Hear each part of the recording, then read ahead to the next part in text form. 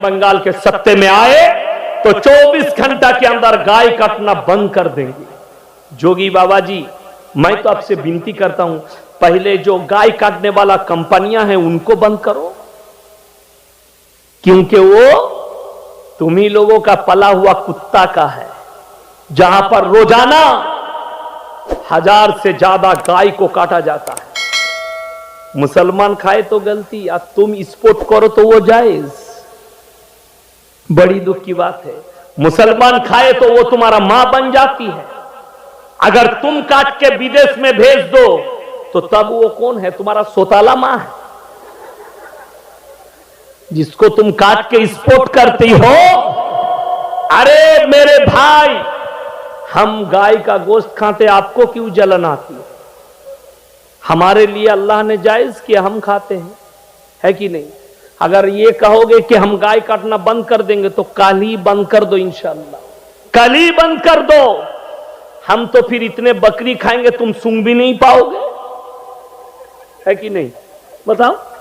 হ্যাঁ, আজকে গায় কাটা বন্ধ করে দেখ, কাল কি মিটিয়াবুর যে 50টা ছাগলের দোকান খুলে এত ছাগল খাবো তোরা শুনতে পাবি না।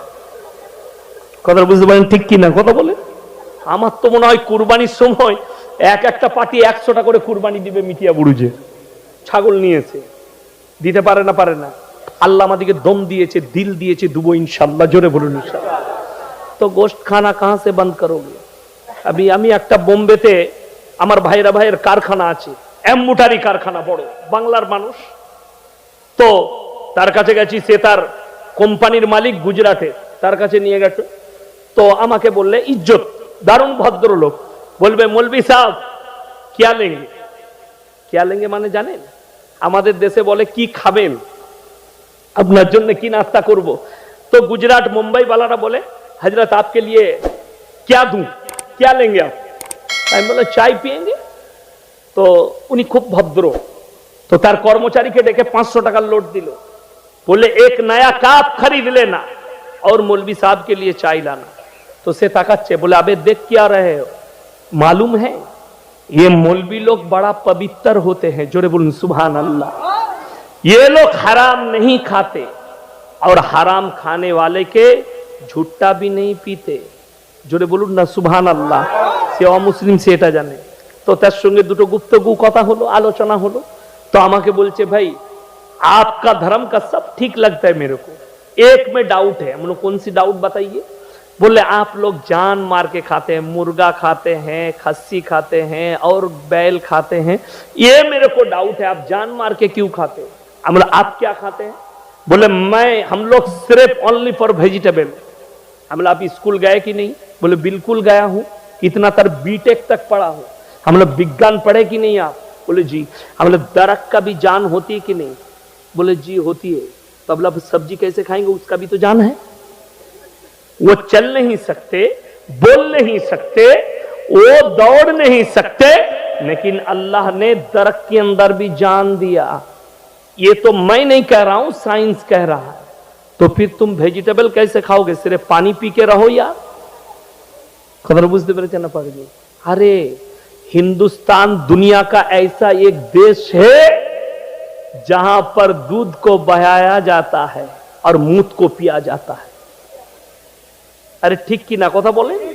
हाँ, हिंदुस्तान, ये मैं नहीं कह रहा हूं। एक डिबेट में दोनों हमारे देश के सनातनी भाई हैं, ये कोई मुसलमान का बात नहीं है। दोनों हमारे देश के हिंदू भाई है, दुजनाई हिंदू भाई। টিভি ডিবেটে কথা হচ্ছে, যখন রাম মন্দির উদ্বোধন হয়ে গেছে তারপর একজন পণ্ডিত দাঁড়িয়ে বলছে, पूरे दुनिया में हिंदुस्तान एक ऐसा देश है जहां पर पत्थर में जान डाला जाता है। पत्थर के अंदर उसको मूर्ति बना दो, उसके अंदर हम जान डाल देते हैं। तो दूसरे ने फिर जवाब दिया कि भाई अगर तुम पत्थर में जान डाल देते हो तो बॉर्डर पर हमारे जो सेना लोग मर जाते हैं उसके अंदर भी जान डाल दो, तो सेना कम नहीं होगा हमारा। कदर बुझते पेरेছেন না পারেনি? अरे भाई मुर्दे में तुम जान नहीं डाल पाते हो तो पत्थर में कैसे डालोगे? ये तो सुन लो, इब्राहिम अलैहिस्सलातु वस्सलाम का उनके जो अब्बू थे उनके 3 काम था। कोर्स कितना बताया? কটা বললাম? 3টে। মূর্তি তৈরি করা, মূর্তির উপাসনা করা, মূর্তি বিক্রি করা। আমাদের অনেক মুসলমান, পানি দেন তো একটু, মুসলমান ভাই দেখবেন দোকান আছে, পুতুল বিক্রি করে, করে না করে না? হারাম, লিখে নিয়ে যান। পুতুল বিক্রি করা, জীব জন্তুর যে আকৃতি থাকে, দেখবেন তুলোর এখন বান্দর হচ্ছে, হচ্ছে না হয়নি? তুলোর বান্দর বাচ্চাদের খেলার জন্য বাড়িতে নিয়ে এসে রাখে, ডল। এগুলো বিক্রি করাও হারাম, তৈরি করাও হারাম। কথাটা বুঝতে পারেননি? হারাম। বিসমিল্লাহ, পোকা পড়ে গেছে।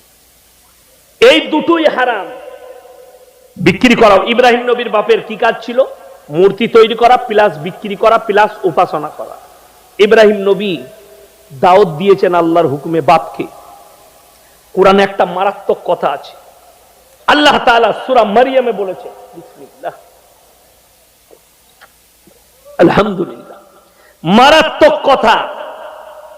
ওয়াজকুর ফিল কিতাব ইব্রাহিম ইন্নাহু কানা সিদ্দিকান নবিয়্যা। হে আমার নবী, পৃথিবীর মানুষকে বলো ইব্রাহিম একজন আমার সত্যবাদী নবী। জোরে বলুন সুবহানাল্লাহ। তার কথা পৃথিবীর মানুষকে বলো। তিনি দাওয়াত দিতে যাচ্ছেন তিনার আব্বাজানকে, নিজের আব্বাজানকে কি বলে? ইজ ক্বালা লিআবিহি আবাতি লিমা তা'বুদু মা লা ইয়াসমাউ ওয়া লা ইউবসিরু ওয়া লা ইউগনি আনকা শাইয়্যা। হে আমার আব্বাজান, আপনি কার উপাসনা করছেন যে হাত পা নাড়তে পারে না, কথা বলতে পারে না, নিজস্ব কোনো ক্ষমতা নেই, তার কেমন করে আপনি উপাসনা করছেন? রিওয়ায়েতে আছে ইব্রাহিম নবী তার বাপের তৈরি করা একটা মূর্তিকে পাথরে ধরে ছুঁড়ে দিলেন, টুকরো টুকরো হয়ে গেল। বলে আপনার যাকে আপনি রব হিসাবে মানছেন তার তো নিজস্ব কোনো ক্ষমতা নাই, ভেঙে গেল, নিজে জোড়ার ক্ষমতা নাই, কথা বলার ক্ষমতা নাই, করার ক্ষমতা নেই, আপনি একে রব হিসাবে মানছেন?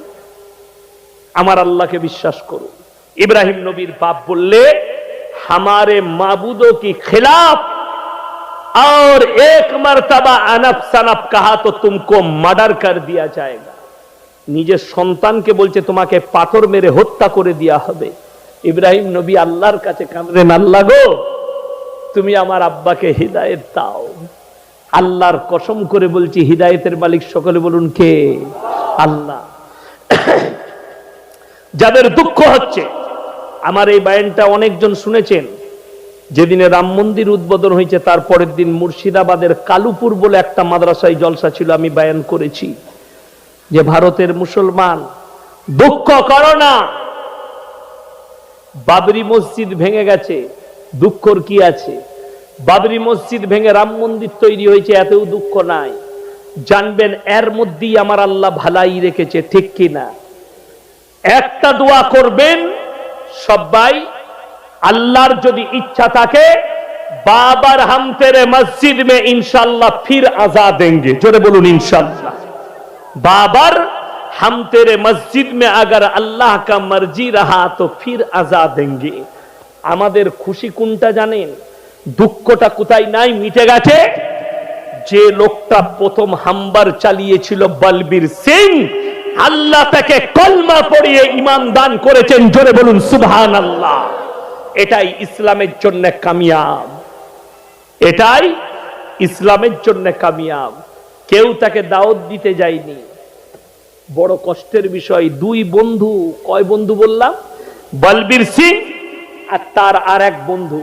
তার বাবা মানা করেছিল, বলবীর সিং এর বাবা, বাবা হিন্দু মুসলিম বাস করি বাবা, আরএসএস এর খপ্পরে পা দিস না, আর মসজিদ আল্লাহর ঘর ভাঙতে যাস না। সে তার বাবার কথা মানেনি। সে বললে না, আমাদের মিশন হচ্ছে মসজিদ ভেঙে দেব। শুনেলেন? সেই ছেলে মসজিদ ভাঙার পর তারা দুই বন্ধু দুটো ইট এনেছিল। কটা ইট বললাম? দুটো। বলবীর সিং এর বাবা বাড়ি থেকে বের করে দিয়েছে, সেদিনই তোর সঙ্গে সম্পর্ক ছিন্ন, আমার বাড়িতে থাকতে পাবি না। এই বলবীর সিং লখনৌর বুকে কোন জায়গায় ছিল, লখনৌ টাউনে। যেখানে আমি পড়াশোনা করেছি, কিরাত পড়েছি, ওখানে চলুন। এই বলবীর সিং ওখানে থাকতে লাগলো। যে ছেলেটা তার বন্ধু ছিল, বলবীর সিং তার বন্ধুকে বললে, আমিও তো একটা ইট নিলাম, তুই একটা ইট নিয়ে এলি, কি করবি? তার বন্ধু বলছে, আমি নিয়ত করেছি এই ইটটার উপরে সকাল আর সন্ধ্যা দুটো টাইম পিশাব করব। জোরে বলুন নাউজুবিল্লাহ। পিশাব করব, আল্লাহর ঘর মসজিদ, পিশাব করবে। আজকে মুসলমান বলে দিই, আল্লাহর কুদরতটা শুনে যান। সেই ছেলেটা 1 মাস পিশাব করার পরে ডিপ্রেশনে চলে আসে, ব্রেন হ্যাং হতে থাকে। তার মা কোনো জায়গা না পেয়ে লখনৌর এক ভালো আলিমের কাছে নিয়ে গেল, বড় আলেমের কাছে। বলে, আমার ছেলের এই অবস্থা। বলে, তোমার ছেলে কি করে? বলে, আমার ছেলে একটা পাপ করেছে, মসজিদ ভাঙতে গিয়েছিল। প্রথম হামদার বলবীর সিং বলে একজন, আর আমার এই সন্তান, দুজন মিলে চালিয়েছিল। একটা ইট নিয়ে এসেছিল, সকাল সন্ধ্যা সেখানে পিশাব করত। সেই উলামা কাঁদতে লাগলেন আর বললেন, তোমার ছেলের একটাই উপায়, কলমা পড়ে যদি মুসলমান হতে পারে, আল্লাহ ডিপ্রেশন থেকে বার করে দিবে। শুধু সে একা নয়, তার মা পর্যন্ত কালমা পড়ে মুসলমান হলো। জোরে বলুন সুবহানাল্লাহ। শুধু তাই নয়, মুসলমান হওয়ার পরে সেই ছেলেকে 4 মাসের জামাতে পাঠিয়ে দেয়। 4 মাস পরে বড় বড় দাড়ি নিয়ে বাড়ি ফিরে আসে, তসবিওয়ালা হয়ে গেল। বলবীর সিং এর বাবা মারা গেল। বলবীর সিং খবর পেল আমার বাবা মারা গেছে। মায়ের সঙ্গে দেখা করতে এলো। আসার পরে বা অজরে কাঁদছে আর বলছে, বাবা তুই বেঁচে থাকতে থাকতে আমাদিকে মেরে দিলি, আমাদের কথা শুনলি না। তোর বাবা চলে গেছে, তুই কাকে দেখতে এসছিস? আমিও কিছুদিন পরে মারা যাব, তুই চলে যা। বলবীর সিং তার মা বার করে দিয়েছে। সে দেখলে আমার তো এই হালত, মাও আমার দিকে তাকিয়ে দেখছে না।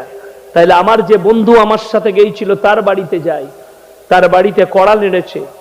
লারা মাত্র দরজাটা যে লোকটা খুলেছে, এত বড় বড় দাড়ি। দাড়ি দাড়ি দেখার পরে অবাক হয়ে গেছে। বলবীর সিং তাকে যখন দেখেছে, বলবীর সিংকে দেখে সে তার বন্ধু হাউ হাউ করে কাঁদছে। হে বলবীর, আমি বলেছিলাম না আমি ইটের ওপরে পিশাব করব? এই পিশাবের বদৌলতে আল্লাহ আমাকে কালমা দান করেছে। জোরে বলুন সুবহানাল্লাহ। বলবীর সিং বুকে জড়িয়েছে আর বললে, চল, তোর কোন মৌলবি তোকে কালমা পড়িয়েছে তার কাছে নিয়ে চল। আল্লাহ বলবীর সিং কেও কবুল করলো। কালমা পড়ার পরে ওয়াদা করলো, আমি আল্লাহর কাছে ওয়াদা করছি, আল্লাহ আমি যতক্ষণ পর্যন্ত 90টা মসজিদ আমার হাতের দ্বারা না তৈরি করব, তুমি আমাকে মৃত্যু দিও না। বলবীর সিং 74টা মসজিদ তৈরি করে তারপরে আল্লাহ তাকে মৃত্যু দিয়েছে। সেই লোকটা জান্নাতি। জোরে বলুন নারায়ে তাকবীর। আমার মুসলমান ভাই, এরপর আপনি কাকে ভয় খাচ্ছেন? ইসলাম মিটে যাবে। আরে ভয় তো তাদের, আল্লাহর হাবিব সাল্লাল্লাহু আলাইহি সাল্লামের হাদিস, গোটা পৃথিবীতে ইসলাম প্রতিষ্ঠিত হবে। জোরে বলুন সুবহানাল্লাহ। এই ভয় তোমার মনে ধরে আছে। তুমি বলছো ভারতকে হিন্দু রাষ্ট্র বানাবো। हिंदू भारत से मुसलमान को भगाना है। अगर हिंदू राष्ट्र बनानी चाहिए, अगर बनाना चाहते हो तो 40 करोड़ मुसलमान के कत्ले आम करने पड़ेंगे। हिम्मत है तुम्हारे में? और कुछ अंधभक्त है, बोले हमें तो अखंड भारत चाहिए। आओ, तुम अकेले क्या, हम मुसलमान लोग साथ में मिलकर अखंड भारत बनाएंगे। अखंड भारत किसे कहते हैं? अखंड भारत अगर बनेगी तो पाकिस्तान भी भारत से आ जाएगा, अफगानिस्तान भी आ जाएगा, बांग्लादेश भी आ जाएंगे, कजाकिस्तान भी आ जाएगी, श्रीलंका भी आ जाएगा। फिर देखेंगे मुसलमान का तादाद कितना होते हैं। अरे भाई अंधभक्तों, एक मर्तबा ये सोच लो, आपको हिंदुस्तान के हमारे हिंदू भाई आपको गुमराह बनाया जा रहा है कि हिंदू खतरे में है। सुन लो, 950 साल तक मुगल ने हिंदुस्तान को मुसलमान ने चलाया। अगर वो लोग सोचते, यही सोच रखते, तो हिंदुस्तान के अंदर एक भी मंदिर नहीं रहता और एक भी हिंदू नहीं रहते, सबके सब मुसलमान हो जाता। ठीक की नहीं कथा बोलूं? लेकिन उन्होंने अल्लाह के रसूल सल्लल्लाहु अलैहि वसल्लम के नक्श कदम पर चला, और क्योंकि इस्लाम पर है, इस्लाम दावत तलवार से नहीं होती है, मोहब्बत से की जाती है। जोरे बोलूं सुभान अल्लाह। इस्लाम যদি প্রচার হয়েছে তলোয়ারের দ্বারা নয়, হিংসা বিদ্বেষের দ্বারা নয়, ইসলাম যদি প্রচার হয়েছে আল্লাহর কসম আখলাক আর চরিত্রের উপরে হয়েছে, ব্যবহারের দ্বারা। আল্লাহর নবীর হাদিস, তোমরা ততদিন পর্যন্ত মুমিন হতে পারবে না যতক্ষণ পর্যন্ত তোমাদের কাছ থেকে তোমাদের প্রতিবেশী সুরক্ষিত নয়। এরপরে হাত তুলে বলুন আজ থেকে মুমিন কে কে হবেন? হাত তুলেন তো, জোরে বলুন ইনশাআল্লাহ। হ্যাঁ, জোরে বলুন ইনশাআল্লাহ। মিটিয়া বুরুজের ভাই, মুমিন হতে গেলে হাত তুলে ইনশাআল্লাহ বলে দিলেই হওয়া যাবে না। 5টা শর্ত আল্লাহ কোরআনে রেখেছেন, সবাই মানবেন তো? জোরে বলুন ইনশাআল্লাহ। আমল করব, জোরে বলুন ইনশাআল্লাহ। কোরআন খুলুন, 18 পারা, প্রথম পৃষ্ঠা। মুমিন কারা, তাদের আখলাক গুলো কি কি হওয়া দরকার। আমার আল্লাহ রাব্বুল আলামিন কোরআনে বললেন, কাদ আফলাহাল মুমিনুন, হে আমার নবী প্রকৃত মুমিন কারা? 1 নম্বর, আল্লাযীনা হুম ফি সলাতিহিম খাশিউন। এটা 1 নম্বর। তারা জানো খুশু খুজুর সঙ্গে ধীর স্থির ভাবে নামাজ আদায় করে। খুশু খুজু, ধীর স্থির। আমাদের দেশের লোক কিন্তু বেশিরভাগ পাইকিরি নামাজ পড়ে না? এই রমজান মাস আসছে সামনে, তারাবি হয় না? হয় না? তারাবি হয়, এমন তারাবি পড়ে, হাফেজ সাহেব যদি একটু আসতে পড়ে তো পাড়ার ছেলেরা বলে, হাফেজ সাহেবের স্পিড নেই, স্পিড বাড়াতে বলবি কাল থেকে, যেন হাই স্পিড পড়িয়ে দেয়, 1 ঘন্টা 20 মিনিটে যেন শেষ হয়ে যায়। যারা বাবাজি আছেন, বয়স্ক বাবাজি তারাবি পড়েন, তারা ইমানদারির সঙ্গে দিলকে জিজ্ঞেস করুন, যদি 1 ঘন্টা 20 মিনিটে, 1 ঘন্টা 10 মিনিটে 1 পারা হাফেজ সাহেব 1.5 পারা পড়ে, আর যদি 1 ঘন্টা 10 মিনিটে 20 রাকাত শেষ হয়ে যায়, হাফেজ সাহেব রুকু দিবে, আল্লাহু আকবার, সুবহান রাব্বিল আযীম, সুবহান রাব্বিল আযীম, সুবহান রাব্বিল আযীম, সামি আল্লাহু লিমান হামিদা। তখন বহু মুক্তাদির একবারও হয় না, সুবহানাল্লাহ বলতে বলতে মাল উঠে পড়েছে। ঠিক বললাম না ভুল বললাম? দিলকে জিজ্ঞেস করুন, এটা বাস্তব বলছি। কোরআন বলছে তোমরা ধীর স্থিরতার সঙ্গে নামাজ আদায় করো। 5 মিনিটের নামাজে 10 মিনিট খরচ করবে। 5 মিনিটের নামাজে 10 মিনিট খরচ, বড় কষ্ট লাগে। আপনারা যারা উমরা করতে যান রমজান মাসে, মিটিয়া বুরুজে অনেক লোক যায় না উমরা করতে? যায়। মক্কায় তারাবি কিরকম হয়? আমাদের দেশে তো ফেরেশতারাও খুঁজে পায় না মাল পড়ছে কোথায়। আল্লাহু আকবার, আলহামদুলিল্লাহ মালিক ইয়াউমিদ্দিন কালামুত কানাস্তাইন ইহদিনাস সিরাতাল লাযীনা আনআমতা আলাইহিম গায়রিল মাগদুব। তুমি তো দূরের কথা, আপনি বলছেন সালাত দারুন, হাফেজ বে ফুটিয়ে দিয়ে চলে গেল। ফেরেশতারা বলছে তোরাই জানিস, আমরা বুঝতে পারিনি মাল কোথায় পড়ছিল। কষ্টের বিষয়। মক্কা তারাবি শুনেছেন? শুনে আমি যখন তারাবি শোনাতাম গুজরাটে, মুম্বাইয়ে, কি বুঝলেন, 3 ঘন্টা লেগে যেত কোনো দিন 1 পারা পড়তে। আলহামদুলিল্লাহি রাব্বিল আলামিন আর রহমানির রহিম মালিকি ইয়াউমিদ্দিন ইয়্যাকা না'বুদু ওয়া ইয়্যাকা নাস্তাঈন ইহদিনাস সিরাতাল মুস্তাকিম সিরাতাল লাযীনা আন'আমতা আলাইহিম গায়রিল মাগযুবি আলাইহিম ওয়ালাদ-দাল্লিন। বুঝতে পারলেন না? পারলেন? সূরা ফাতিহা পড়লাম কেন? শুনে হাদিসটা শুনে নেন। পরে দুটো জিনিস শুনাই। 1 নম্বর হাদিস হচ্ছে, যে কোরআন পড়ে সে প্রত্যেকটা হুরুফে 10টা করে নেকি পায়। জোরে বলুন সুবহানাল্লাহ। যে শুনে সেও 10টা করে নেকি পায়। জোরে বলুন সুবহানাল্লাহ। তুমি যদি কোরআনটা বুঝতে না পাও তো ঘোড়ার ডিম পাবে। কথাটা বুঝতে পেরেছেন না? পারেননি? ঘোড়ার ডিম কেন বললাম? ঘোড়ার ডিমই তো হয় না, তার মানে কিছুই পাবি না। ঘোড়ার ডিমই হয় না, তার মানে কিছুই পাবে না। আমার মুসলমান ভাই, চলুন এরপরে নামাজে মনোযোগ কেন আসে না? আল্লাহর নবীর হাদিস, তোমরা নামাজ পড়তে গেলে, নামাজে দাঁড়ালে দুটো জিনিস খেয়াল রাখবে। এক হচ্ছে পৃথিবীর হাজতকে ছেড়ে নাও। যা হাজত থাকবে সব সেরে দাও, দিয়ে দাঁড়াও। দ্বিতীয় নম্বর, ফাইন্নাহু ইয়ারাক,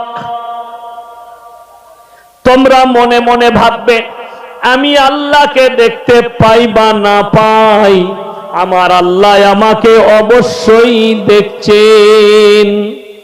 নামাজে দাঁড়িয়ে মনে মনে ভাববে, নিয়ত বেঁধে চোখের পানি আসবে, আল্লাহ আমি আল্লাহকে দেখতে পাই বা না পাই, আমার আল্লাহ আমাকে অবশ্যই দেখছেন। দেখবেন নামাজের মধ্যে মনোযোগ আসবে আপনার। চলুন, আমাদের সমাজের লোক কি আছে, মিটিয়াপুরে বহু দোকানি আছে, সব থেকে বেশি আছে না, বাত নেই। किसका बात है? छोटे दज्जाल का। बागेश्वर धाम बाबा कथावाचक তিনি তিনার বক্তব্যে বলছেন श्री राम जी के 4 पिता थे, 4 बाप थे। कोटा बोललाम, मैंने नहीं कहा, यूट्यूब पर रिकॉर्डिंग हो रहा है, कल बोलेगा भाई इसके ऊपर केस डाल दो। मिटिया बुरुज में तकरीर किया मौलाना यासीन ने, श्री राम जी के 4 बाप थे। ये मैं नहीं कह रहा हूं, ये बागेश्वर धाम बाबा का तकरीर है। उन्होंने अपने मजमे में कहा कि श्री राम जी के 4 पिता थे। मेरा पास रिकॉर्डिंग है, पुलिस वाला आएंगे तो हम अभी भी दिखा सकते हैं। मैंने रिकॉर्डिंग रख दिया, पहले तो बाबा को अरेस्ट करो, फिर हमको कर लेना। अगर हमको बता देंगे कि बाबा ने बाई मिस्टेक किया तो मैंने भी बाई मिस्टेक कर दिया। समझ में